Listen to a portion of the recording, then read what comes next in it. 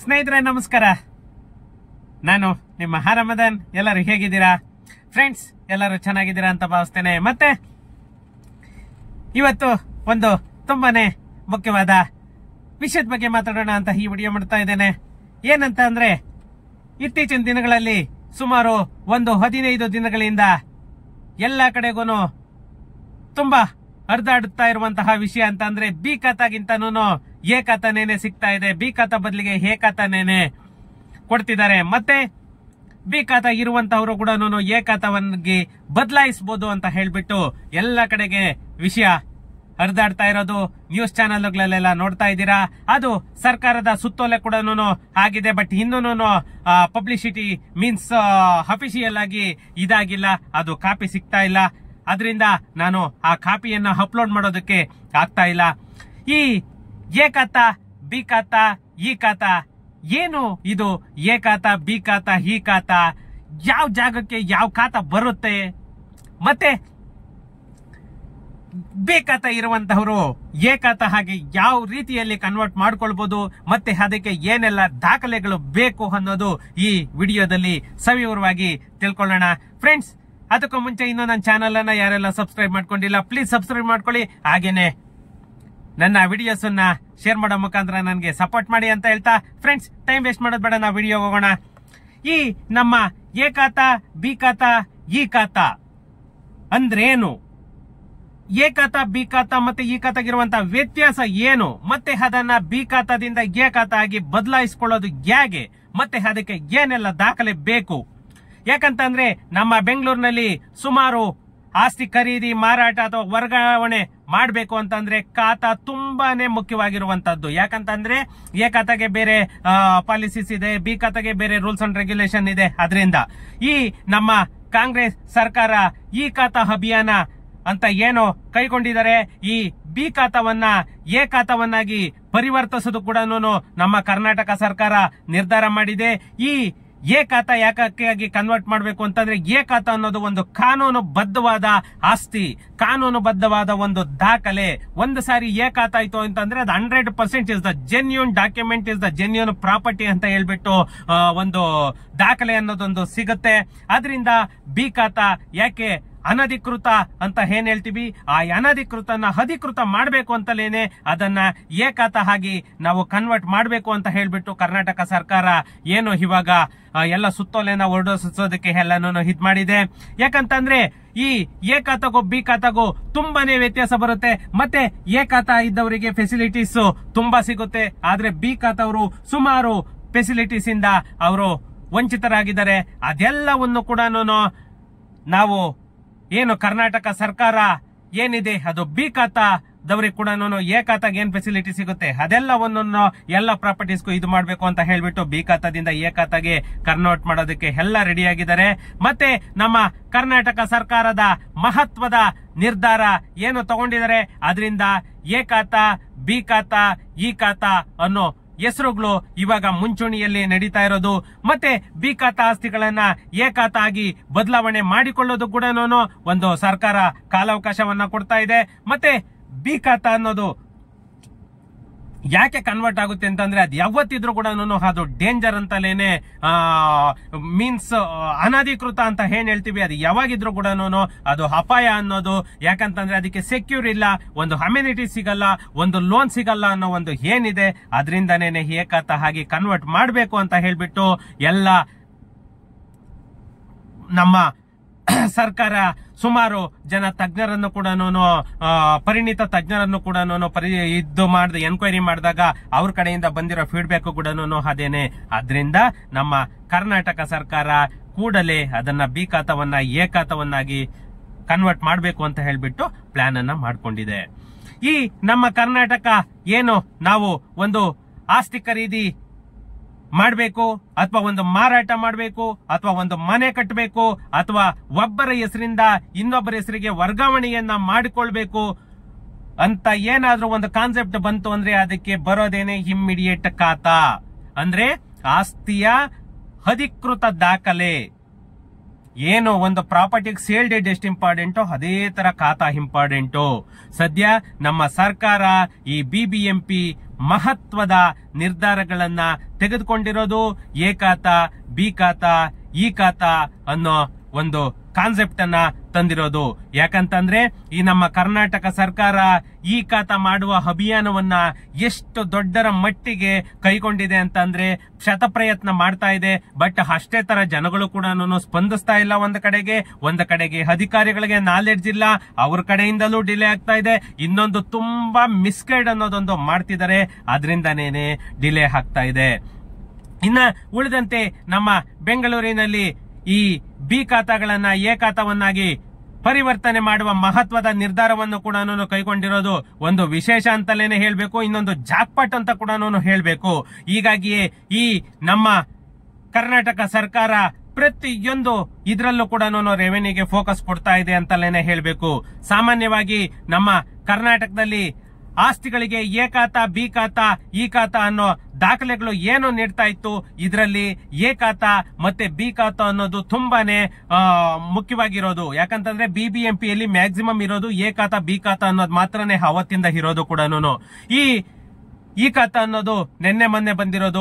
ಅದರಿಂದ ಯಾವುದೇ ಬಿ ಖಾತಾಗೆ ಆಗುವಂತಹ ಮುಂದಿನ ತೊಂದರೆಗಳನ್ನ ತಡೆಗಟ್ಟಬೇಕು ಅಂತ ಹೇಳ್ಬಿಟ್ಟೇನೆ ಇವಾಗ ಎ ಖಾತಾ ಅನ್ನಾಗಿ ಕನ್ವರ್ಟ್ ಮಾಡೋದಕ್ಕೆ ನಮ್ಮ ಕರ್ನಾಟಕ ಸರ್ಕಾರ ಮುಂದೆ ಬಂದಿದೆ. ನಾವು ಆಸ್ತಿಯನ್ನ ಖರೀದಿಸುವಾಗ ಅಥವಾ ಮಾರಾಟ ಮಾಡುವಾಗ ಕೇಳೋದು ಮೇನ್, ಯಾವುದೇ ಒಬ್ಬ ಲಾಯರ್ ಹತ್ರ ಹೋದ್ರು ಕೂಡ ಅದು ಎ ಖಾತಾನ ಬಿ ಖಾತಾನ ಅಂತ ಕೇಳ್ತಾರೆ. ಅದರಿಂದ ತುಂಬಾ ಅತಿ ಮುಖ್ಯವಾದಂತಹ ದಾಖಲೆ ಅಂತಲೇನೆ ಈ ಖಾತಾ ಬಗ್ಗೆ ಹೇಳ್ಬೇಕು. ಇನ್ನೊಂದು ಬಿಬಿಎಂಪಿ ಆಸ್ತಿಯಲ್ಲಿ ಏನು ಪ್ರಾಪರ್ಟಿ ಹೊಂದಿದ್ದಾರೆ ಅವ್ರಿಗೆ ಮಾತ್ರನೇನೆ ಇದು ಎ ಖಾತಾ, ಬಿ ಖಾತಾ, ಬಿ ಖಾತಾನ ಎ ಖಾತಾಗಿ ಕನ್ವರ್ಟ್ ಮಾಡ್ತಾ ಇರೋದು ಸದ್ಯಕ್ಕೆ. ಆಮೇಲೆ ಫ್ಯೂಚರ್ ಪಂಚಾಯತಿಗೂ, ಪುರಸಭೆಗೂ, ನಗರಸಭೆಗೂ ಎಕ್ಸ್ಟೆಂಡ್ ಆಗ್ಬೋದು ಅಂತ ನಾನು ಅನ್ಕೊಂಡಿದ್ದೀನಿ. ಬಟ್ ಇವಾಗ ಸದ್ಯಕ್ಕೆ ಈ ನಮ್ಮ ಬಿಬಿಎಂಪಿ ಲಿಮಿಟ್ ಏನಿದೆ, ಬಿಬಿಎಂಪಿ ಲಿಮಿಟ್ ಅಲ್ಲಿ ಬಿ ಖಾತಾ ಇರುವಂತವನ್ನ ಎ ಖಾತಾಗೆ ಪರಿವರ್ತನೆಯನ್ನ ಮಾಡ್ತಾ ಇದ್ದಾರೆ. ಈ ಖಾತಾವನ್ನ ಏನು ಹೊಂದಿದ್ದಾರೆ ಅವರು ಆಸ್ತಿಗೆ ತೆರಿಗೆಯನ್ನ ಕಟ್ಟಿ ಆ ಬಿ ಖಾತಾವನ್ನ ಎ ಖಾತಾ ಆಗಿ ಕನ್ವರ್ಟ್ ಮಾಡಬೇಕಾಗುತ್ತೆ. ಯಾಕಂತಂದ್ರೆ ಖಾತಾದಲ್ಲಿರುವಂತಹ ಮಾಲೀಕರ ಹೆಸರು, ಆಸ್ತಿಯ ವಿಳಾಸ, ವಿಸ್ತೀರ್ಣ, ಈ ಖಾತಾ ಅಂತ ಏನ್ ಹೇಳ್ತೀವಿ, ಆ ಖಾತಾದಲ್ಲಿ ಮೇನ್ ವಿವರ ಅಂತ ಅಂದ್ರೆ ಆಸ್ತಿಯ ವಿಳಾಸ, ವಿಸ್ತೀರ್ಣ, ಸಂಖ್ಯೆ, ಗಡಿ ನಿರ್ಮಾಣ ಮತ್ತೆ ತೆರಿಗೆ ಇವೆಲ್ಲವೂ ಕೂಡ ನಮ್ಗೆ ಸಿಗೋದೇನೆ ಖಾತಾದಲ್ಲಿ. ಯಾಕಂದ್ರೆ ಸೇಲ್ ಡೀಡ್ ಅಲ್ಲಿ ಮೆಜರ್ಮೆಂಟ್ ಆಗ್ಬೋದು ಅಥವಾ ನಾವೆಲ್ಲಿಂದ ಪರ್ಚೇಸ್ ಮಾಡಿದ್ವಿ ಅವು ಮಾತ್ರನೇನೆ ಸಿಗುವಂತಹದ್ದು. ಅದರಿಂದ ಈ ಯಾವುದೇ ಒಂದು ಪ್ರಾಪರ್ಟಿಯ ತೆರಿಗೆಯನ್ನು ಕ್ಯಾಲ್ಕುಲೇಟ್ ಮಾಡ್ಬೇಕಂದ್ರೂ ಕೂಡ ಖಾತಾನೇನೆ ಮೇನ್ ಪಾತ್ರ ವಹಿಸುವಂತದ್ದು. ಯಾಕಂತಂದ್ರೆ 2007ರಲ್ಲಿ ಏನು ಬಿಬಿಎಂಪಿ ತೆರಿಗೆ ಸಂಗ್ರಹಿಸೋದಕ್ಕೆ ಈ ಎ ಖಾತಾ, ಬಿ ಖಾತಾ ಅನ್ನೋ ಒಂದು ಪರಿಕಲ್ಪನೆಯನ್ನ ತಂತು. ಅದು ಇವತ್ತು ಕೂಡ ಚಾಲ್ತಿಯಲ್ಲಿದೆ. ಯಾಕಂತಂದ್ರೆ 2007 ಬಿಬಿಎಂಪಿಯಲ್ಲಿ ಫಸ್ಟ್ ತೆರಿಗೆ ಅನ್ನೋದು ಇದು ಸ್ಟಾರ್ಟ್ ಮಾಡಿದ್ದು, ಖಾತಾ ಅನ್ನೋದು ಕೂಡ ಇದಾಗಿದ್ದು. ಯಾಕಂದ್ರೆ ಅವಾಗೇನೆ ಬಿಬಿಎಂಪಿ ಎಲ್ಲ ಫಾರ್ಮ್ ಆಗಿ ಇದ್ ಮಾಡಿದ್ದು. ಈ ಎ ಖಾತಾ ಅಂದ್ರೆ ಏನು? ಎ ಖಾತಾ ಅಂತಂದ್ರೆ ಯಾವುದೇ ಒಂದು ಆಸ್ತಿಯ ನಿವೇಶನ ಆಗ್ಬೋದು, ಕಟ್ಟಡ ಆಗ್ಬೋದು ಅಥವಾ ಅಪಾರ್ಟ್ಮೆಂಟ್ ಆಗ್ಬೋದು, ಇದು ಒಂದು ಕಾನೂನುಬದ್ಧ ದಾಖಲೆ ಪತ್ರ. ಆಸ್ತಿಯ ಎಲ್ಲ ಸರ್ಕಾರಿ ನಿಯಮಗಳನ್ನ ಪಾಲಿಸಿ ನೋಂದಾವಣಿಯಾಗಿರುತ್ತದೆ. ಮತ್ತೆ ಕಾನೂನುಬದ್ಧ ಆಸ್ತಿ ಅಂತಲೇನೆ ಅದನ್ನ ಪರಿಗಣನೆಗೆ ನಾವು ತಗೊಳ್ತೇವೆ. ಯಾಕಂತಂದ್ರೆ ಬಿಬಿಎಂಪಿ ಅಥವಾ ಸ್ಥಳೀಯ ಆಡಳಿತ ಸಂಸ್ಥೆಗಳು ಏನು ನೀಡುತ್ತೆ ಅದು ಎ ಖಾತಾ 100% ಇಸ್ ದ ಜೆನ್ಯೂನ್ ರೆಕಾರ್ಡ್ ಅನ್ನೋದು ಒಂದು ಕಾನೂನುಬದ್ಧ ದಾಖಲೆ, ಕಾನೂನುಬದ್ಧ ಆಸ್ತಿ ಆಗಿರುತ್ತದೆ. ಯಾಕಂತಂದ್ರೆ ಇದು ಆಸ್ತಿ ಮಾಲೀಕರಿಗೆ ಮಾಲೀಕತ್ವದ ಪ್ರಮಾಣ ಪತ್ರ ಕೂಡ ಆಗಿರುತ್ತೆ ಅಂತಲೇನೆ ಹೇಳ್ಬೇಕು. ಇನ್ನು ಈ ಎ ಖಾತಾದಿಂದ ಪ್ರಯೋಜನ ಏನಿದೆ? ಎ ಖಾತಾ ಇದ್ರೆ ಯಾವುದೇ ಒಂದು ವ್ಯಾಪಾರ ಪರವಾನಗಿ ಆಗ್ಬೋದು, ಕಟ್ಟಡ ನಿರ್ಮಾಣಕ್ಕೆ ಅನುಮತಿ ಆಗ್ಬೋದು, ಬ್ಯಾಂಕ್ ಸಾಲ ಸೌಲಭ್ಯ ಆಗ್ಬೋದು, ಅಥವಾ ಆಸ್ತಿಯನ್ನ ಖರೀದಿಸುವವರು ಕೂಡ ಯಾವುದೇ ಅನುಮಾನ ಇಲ್ಲದೆ ಖರೀದಿಸ್ತಾರೆ. ಮತ್ತೆ ರೇಟ್ ಕೂಡ ಬಿ ಖಾತಾಗೂ ಎ ಖಾತಾಗೂ ಲಾಟ್ ಆಫ್ ಡಿಫರೆನ್ಸ್ ಬರುತ್ತೆ. ಮತ್ತೆ ಮಾಲೀಕರು ಆಸ್ತಿ ತೆರಿಗೆಯನ್ನ ಸರಿಯಾಗಿ ಪಾವತಿಸ್ತಾ ಇದಾರ ಅಂತ ಕೂಡ ಅದನ್ನ ಚೆಕ್ ಮಾಡ್ಕೊಳ್ಬಹುದು. ಆಸ್ತಿ ಮಾರಾಟ ಮಾಡುವ ಕೂಡ ವರ್ಗಾವಣೆ ಮಾಡಬೇಕು ಅಂದ್ರೆ ಯಾವುದೇ ತೊಂದರೆ ಇಲ್ಲದೆ ಮಾರಾಟ ಕೂಡ ಮಾಡಬಹುದು. ಫ್ರೆಂಡ್ಸ್, ಇನ್ನು ಬಿ ಖಾತಾ ಅಂದ್ರೇನು? ಈ ಬಿ ಖಾತೆಯಿಂದ ಅನಾನುಕೂಲಗಳು ಏನಿದೆ ಅಂತ ಅಂದ್ರೆ, ಬಿ ಖಾತಾ ಅಂದ್ರೆ ನಮ್ಮ ಆಸ್ತಿ, ನಿವೇಶನ, ಕಟ್ಟಡ ಮತ್ತೆ ಅಪಾರ್ಟ್ಮೆಂಟ್ ಇವೆಲ್ಲಕ್ಕೂ ಕೂಡ ಕಾನೂನು ಬಾಹಿರವಾಗಿರುವಂತಹ ದಾಖಲೆ. ನಿಯಮಗಳ ಉಲ್ಲಂಘನೆಯನ್ನು ಕೂಡ ಇದು ಸೂಚಿಸುತ್ತದೆ. ಸರ್ಕಾರದಿಂದ ಪೂರ್ಣ ಪ್ರಮಾಣವಲ್ಲದ ಅರೆ ಅನುಮತಿ ಪಡೆದುಕೊಂಡಿರುವಂತಹ ಅನಧಿಕೃತ ವಿನ್ಯಾಸವನ್ನು ಕೂಡ ಒಳಗೊಂಡಿರುತ್ತೆ ಅಂತಲೇನೆ ಹೇಳಬೇಕು. ಇದು ಪೂರ್ಣಗೊಳ್ಳದಂತಹ ಕಟ್ಟಡ ನಿಯಮ ಬಾಹಿರ ನಿರ್ಮಾಣ ಆಗಿರುವಂತದ್ದು ಅಂತ ಕೂಡ ಹೇಳ್ಬೇಕು. ಒಟ್ಟಾರೆ ಆ ಆಸ್ತಿ ಕಾನೂನು ಬದ್ಧವಲ್ಲದಂತಹ ಆಸ್ತಿ ಅಂತಲೇನೆ ಪರಿಗಣನೆಗೆ ತಗೊಳ್ತಾರೆ. ಆಸ್ತಿಯ ಸಮಸ್ಯೆ ಅಂತ ಅಂದ್ರೆ ಬಿ ಖಾತಾ ಖಂಡಿತ ಕೊಡೋದೇನೆ. ಯಾಕಂತಂದ್ರೆ ನಿಮ್ಗೆ ಒಂದು ಕನ್ವರ್ಷನ್ ಇಲ್ಲ, ಒಂದು ಬೆಟರ್ಮೆಂಟ್ ಆಗಿಲ್ಲ ಅಂತಂದ್ರೆ 100% ಅದು ಕೊಡೋದೇನೆ ಬಿ ಖಾತಾ. ಇನ್ನು ಈ ಬಿ ಖಾತಾದಿಂದ ಏನೇನು ಅನಾನುಕೂಲಗಳಿದೆ ಅಂತಂದ್ರೆ, ಬಿ ಖಾತಾ ಹೊಂದಿರುವವರಿಗೆ ಸರ್ಕಾರಿ ಪರವಾನಗಿ ಸಿಗುವುದಿಲ್ಲ. ಅಂದ್ರೆ ಪ್ಲಾನ್ ಅಪ್ರೂವಲ್ ಅಂತ ಏನ್ ಹೋಗ್ತೀವಿ ಅದು ಸಿಗಲ್ಲ. ಮತ್ತೆ ಮನೆ ಕಟ್ಟೋದಕ್ಕೆ ಬ್ಯಾಂಕ್ ಸಾಲ ಸಿಗಲ್ಲ. ಆಸ್ತಿಯನ್ನ ಮಾರಾಟ ಮಾಡೋದಕ್ಕೆ ಅಥವಾ ಖಾತಾ ವರ್ಗಾವಣೆ ಮಾಡೋದಕ್ಕೆ ಕೂಡ ಪ್ರಾಬ್ಲಮ್ ಆಗುತ್ತೆ. ಯಾಕಂದ್ರೆ ಯಾವುದೇ ಲಾಯರ್ ಹತ್ರ ಹೋದ್ರು ಕೂಡ ಲೀಗಲ್ ಒಪಿನಿಯನ್ ಅನ್ನೋದೊಂದು ಕೊಡಲ್ಲ.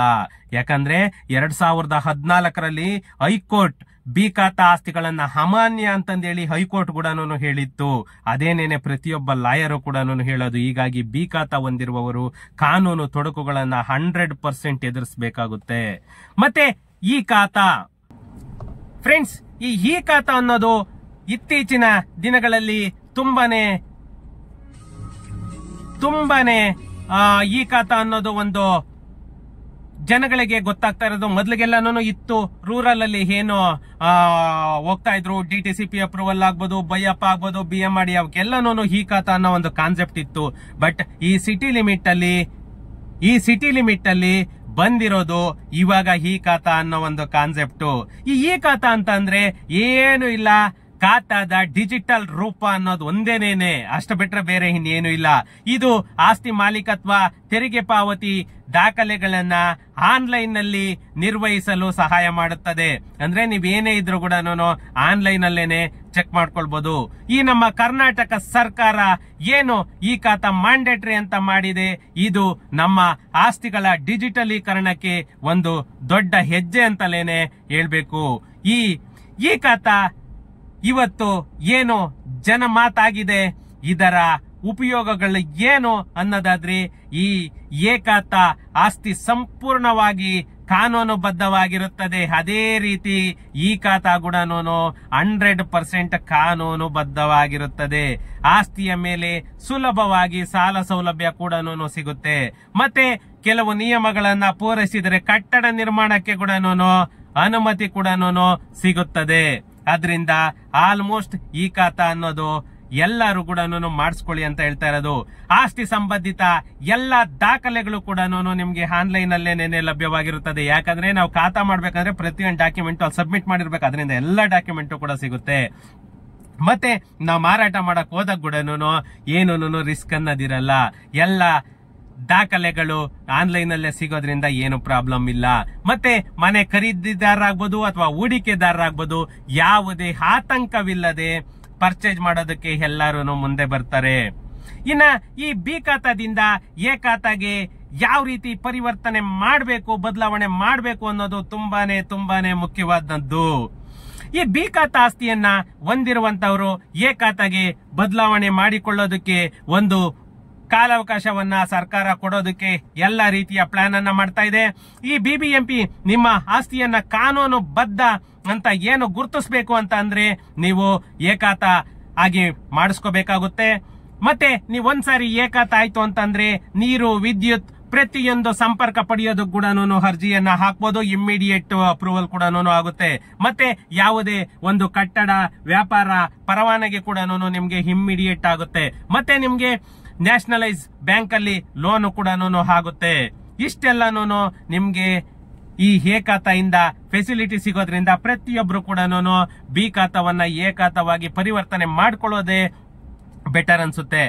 ಮೊದಲು ಈ ಬಿ ಖಾತಾ ಇರುವ ಆಸ್ತಿಯಲ್ಲಿ ಬಾಕಿ ಉಳಿದಿರುವಂತಹ ಎಲ್ಲ ಆಸ್ತಿ ತೆರಿಗೆಯನ್ನ ಪಾವತಿ ಮಾಡಬೇಕು. ನೀವು ಎ ಖಾತಾಗಿ ಬದಲಾಯಿಸಬೇಕು ಅಂತಂದ್ರೆ ಬಾಕಿ ಉಳಿಸಿಕೊಳ್ಳಬಾರದು. ಯಾವುದೇ ಆಸ್ತಿ ತೆರಿಗೆಯನ್ನ ಬಾಕಿ ಉಳಿಸಿಕೊಳ್ಬಾರ್ದು.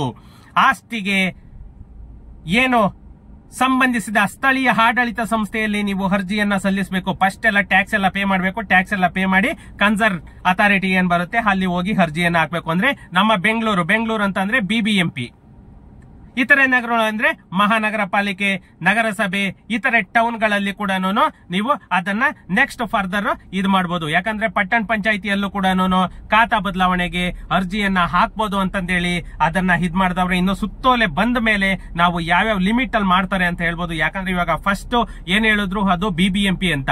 ನೆಕ್ಸ್ಟ್ ಇವಾಗ ಏನ್ ಫರ್ದರ್ ಏನ್ ಮಾಡ್ತಾ ಇದಾರೆ, ಮುನ್ಸಿಪಲ್ ಆಗ್ಬೋದು, ನಗರಸಭೆ ಆಗ್ಬೋದು, ಮತ್ತೆ ಪಟ್ಟಣ ಪಂಚಾಯಿತಿ ಆಗ್ಬೋದು, ಎಲ್ಲ ಕಡೆಗೂ ಇದ್ ಮಾಡ್ಬೇಕು ಅಂತಂದೇಳಿ ಅದು ಎಲ್ಲ ಡಿಸ್ಕಷನ್ ಕೂಡ ನಡೀತಾ ಇದೆ. ಯಾಕಂತಂದ್ರೆ ಈ ಒಂದು ಸಾರಿ ಎ ಖಾತಾಗೆ ಕನ್ವರ್ಟ್ ಆಯ್ತು ಅಂತಂದ್ರೆ ಆಸ್ತಿ ಪತ್ರದ ದಾಖಲೆ, ಆಸ್ತಿ ತೆರಿಗೆ ಪತ್ರ, ಕಟ್ಟಡ ನಿರ್ಮಾಣ ಯೋಜನೆ ನಕ್ಷೆ ಸೇರಿದಂತೆ ಎಲ್ಲ ದಾಖಲೆಗಳನ್ನು ಕೂಡ ನಾವು ಏನು ಸಲ್ಲಿಕೆ ಮಾಡ್ತೀವಿ ಆವಾಗ ನಮ್ಗೆ ಅದು ಇಮ್ಮಿಡಿಯೇಟ್ ಅಪ್ರೂವಲ್ ಅನ್ನೋದು ಕೂಡ ಸಿಗುತ್ತೆ. ಇನ್ನು ಈ ಆಡಳಿತ ಸಂಸ್ಥೆ ಏನಿದೆ ಆ ಅರ್ಜಿಯನ್ನ ಪರಿಶೀಲನೆ ಮಾಡುತ್ತೆ. ಯಾಕಂದ್ರೆ ನಾವು ಏನೇನ್ ಡಾಕ್ಯುಮೆಂಟ್ ಹಾಕಿರ್ತೀವಿ ಅದೆಲ್ಲವನ್ನ ನೋಡುತ್ತೆ. ನೋಡ್ಬಿಟ್ಟು ಪರಿಶೀಲನೆ ಮಾಡಿ ಕಾನೂನು ಪ್ರಕಾರವಾಗಿದ್ದರೆ ವರ್ಗಾವಣೆ ಶುಲ್ಕ ಏನು, ನಿವೇಶನದ ಅಳತೆ, ಯಾಕಂತಂದ್ರೆ ನಿಮ್ಗೆ ಎಕ್ಸಾಕ್ಟ್ ಆಗಿ ಪ್ರತಿಯೊಂದು ಚೆಕ್ ಮಾಡ್ಕೊಳ್ತಾರೆ. ಯಾಕೇಳಿ ಒಂದು ಸಾರಿ ಎ ಖಾತಾ ಕನ್ವರ್ಟ್ ಆಗೋಯ್ತು ಅಂತ ಅಂದ್ರೆ ಅಲ್ಲಿಗೆ ಮುಗೀತು ಅಂತ ಹೇಳ್ಬಿಟ್ಟು ಅದರಿಂದ ಪ್ರತಿಯೊಂದು ಕೂಡ ಚೆಕ್ ಮಾಡ್ಕೊಳ್ತಾರೆ. ಫ್ರೆಂಡ್ಸ್, ಇಲ್ಲಿ ಒಬ್ರು ಪರಿಣಿತ ತಜ್ಞರು ಹೇಳ್ತಾರೆ ನೋಡಿ, ನೀವು ಬಡವರಾಗಿ ಜನಿಸಿದ್ರೆ ಅದು ನಿಮ್ಮ ತಪ್ಪಲ್ಲ, ಅದೇ ನೀವು ಬಡವರಾಗಿ ಸತ್ತರೆ ನಿಮ್ಮ ತಪ್ಪು. ಅದೇ ರೀತಿ ಬಿ ಖಾತಾ ಆಸ್ತಿ ಖರೀದಿಸಿದರೆ ತಪ್ಪಲ್ಲ, ಆದರೆ ಅದನ್ನು ಎ ಖಾತಾ ಆಗಿ ಪರಿವರ್ತನೆ ಮಾಡಿಸದೆ ಹೋದರೆ ಅದು ತಪ್ಪಾಗುತ್ತದೆ ಅಂತಂದೇಳಿ ಒಬ್ಬ ಪರಿಣಿತ ತಜ್ಞರು ಹೇಳ್ತಾ ಇರೋದು. ಫ್ರೆಂಡ್ಸ್, ಇನ್ನ ಈ ನಮ್ಮ ಬಿ ಖಾತಾ ವ್ಯಾಪ್ತಿಗೆ ಯಾವ್ಯಾವ ಆಸ್ತಿಗಳು ಬರುತ್ತೆ ಅಂತಂದ್ರೆ ಸರ್ಕಾರದ ಅನುಮೋದನೆಯನ್ನ ಪಡೆಯದೆ ಯಾವುದು ನಿವೇಶನಗಳನ್ನ ಮಾಡಿದರೆ, ಗ್ರಾಮ ಪಂಚಾಯಿತಿ ಅಥವಾ ಸ್ಥಳೀಯ ಆಡಳಿತಕ್ಕೆ ಒಳಪಟ್ಟಿರುವಂತಹ ನಿವೇಶನಗಳು, ಮತ್ತೆ ನಿಯಮಾನುಸಾರ ಯೋಜನೆ ಇಲ್ಲದ ಹೌಸಿಂಗ್ ಬಡಾವಣೆಗಳು, ಮತ್ತೆ ಬಿ ಖಾತಾ ವ್ಯಾಪ್ತಿಗೆ ಏನು ಬರುತ್ತೆ ಅಂತಂದ್ರೆ ಯಾವ್ಯಾವ್ದು ರೆವೆನ್ಯೂ ಲೇಔಟ್ಸ್ ಮಾಡಿದರೆ ಅವೆಲ್ಲ ಕೂಡ ಈ ಬಿ ಖಾತಾ ವ್ಯಾಪ್ತಿಗೆ ಬರುತ್ತೆ. ಈ ನಮ್ಮ ರಾಜ್ಯ ಸರ್ಕಾರ ಬಿ ಖಾತಾ ಆಸ್ತಿಗಳನ್ನ ಕಾನೂನುಬದ್ಧಗೊಳಿಸೋದಕ್ಕೋಸ್ಕರನೇ ಈ ಹೊಸ ಮಾರ್ಗಸೂಚಿಯನ್ನ ತಂದಿದ್ದಾರೆ. ಇದೆಲ್ಲನೂ ಒಂದು 3 months ಒಳಗಡೆನೆ ಎಲ್ಲ ಕಂಪ್ಲೀಟ್ ಮಾಡ್ತೀವಿ ಅಂತ ಹೇಳ್ತಾ ಇದ್ದಾರೆ. ಫ್ರೆಂಡ್ಸ್, ಇಲ್ಲಿ ಒಂದು ಚಿಕ್ಕದಾಗಿ ಒಂದು ಎ ಖಾತಾ, ಬಿ ಖಾತಾ ಮತ್ತೆ ಈ ಖಾತಾಗೆ ಏನೇನ್ ವ್ಯತ್ಯಾಸ ಇದೆ ಅಂತಂದೇಳಿ ನೋಡ್ಕೊಂಡ್ ಬರೋಣ ಬನ್ನಿ. ಈ ಸಾಲದ ಅರ್ಹತೆ, ಸಾಲ ಯಾವ ಪ್ರಾಪರ್ಟಿಗೆ ಸಿಗುತ್ತೆ? ಎ ಖಾತಾಗೆ ಬ್ಯಾಂಕ್ಗಳಿಂದ ಸಾಲ ಸಿಗುತ್ತೆ, ಮತ್ತೆ ಬಿ ಖಾತಾಗೆ ಯಾವುದೇ ಬ್ಯಾಂಕ್ಗಳಿಂದ ಸಾಲ ಸಿಗಲ್ಲ, ಮತ್ತೆ ಬಡ್ಡಿ ಕೂಡ ಜಾಸ್ತಿ ಆಗುತ್ತೆ ಸಿಕ್ಕಿದ್ರು. ಮತ್ತೆ ಈ ಖಾತಾಗೆ ಸಾಲ ಸಿಗುತ್ತೆ. ಕಟ್ಟಡ ನಿರ್ಮಾಣದ ಅನುಮತಿ ಎ ಖಾತಾಗೆ ಸಿಗುತ್ತೆ, ಅದೇ ಬಿ ಖಾತಾಗೆ ಸಿಗಲ್ಲ, ಈ ಖಾತಾಗೆ ಸಿಗುತ್ತೆ. ಇಷ್ಟೆಲ್ಲಾನು ಇದಿರ್ಬೇಕಾದ್ರೆ ಒಂದು ಯಾಕೆ ನಾವು ಬಿ ಖಾತಾವನ್ನ ಎ ಖಾತಾವಾಗಿ ಕನ್ವರ್ಟ್ ಮಾಡಬಾರ್ದು ಅನ್ನೋದೇನೆ ಒಂದು ಪ್ರಶ್ನೆ. ಫ್ರೆಂಡ್ಸ್, ಅದು ಮಾರ್ಗಸೂಚಿ ಏನ್ ಬಿಡ್ತಾ ಇದ್ದಾರೆ ಅದು ಬಂದ ತಕ್ಷಣನೇ ಎಲ್ಲರೂ ಬಿ ಖಾತಾ ಪ್ರಾಪರ್ಟೀಸ್ ಏನೇ ಇದ್ರು ಕೂಡ ಎ ಖಾತಾ ಆಗಿ ಅದೇನೋ ನಾಮಿನಲ್ ಶುಲ್ಕ ಅಂತಂದೇಳಿ ಇದ್ ಮಾಡ್ತಾ ಇದಾರೆ, ಅಷ್ಟನ್ನ ಕಟ್ಬಿಟ್ಟು ಎಲ್ಲರೂ ಕೂಡ ಬಿ ಖಾತಾವನ್ನ ಎ ಖಾತಾವಾಗಿ ಕನ್ವರ್ಟ್ ಮಾಡ್ಕೊಳ್ಳಿ ಅಂತಂದೇಳಿ ನಂದು ಕೂಡ ಒಂದು ರಿಕ್ವೆಸ್ಟ್. ಯಾಕಂದ್ರೆ ಇದು ಸರ್ಕಾರದ ಇನ್ಕಮ್ ಅಂತ ತಿಳ್ಕೊಳ್ಬಹುದು, ಬಟ್ ನಮ್ಗೊಂದು ಸೆಕ್ಯೂರ್ ಆಗ್ಬೇಕಲ್ವಾ ನಮ್ ಡಾಕ್ಯುಮೆಂಟ್. ಅದರಿಂದ ಪ್ರತಿಯೊಬ್ಬರು ಕೂಡ ಬಿ ಖಾತಾವನ್ನ ಎ ಖಾತಾವಾಗಿ ಪರಿವರ್ತನೆ ಮಾಡಿಕೊಳ್ಳಿ. ಅದು ನಿಮ್ಗೆ ತುಂಬಾನೇ ಮುಖ್ಯವಾದಂತಹ ಡಾಕ್ಯುಮೆಂಟ್ ಆಗುತ್ತೆ. ನೀವು ಸೇಲ್ ಮಾಡ್ಬೇಕಂದ್ರೂ ಕೂಡ ತುಂಬಾ ಈಸಿ ಆಗುತ್ತೆ. ಓಕೆ ಫ್ರೆಂಡ್ಸ್, ಸಿಗೋಣ ನೆಕ್ಸ್ಟ್ ವಿಡಿಯೋದಲ್ಲಿ. Thank you.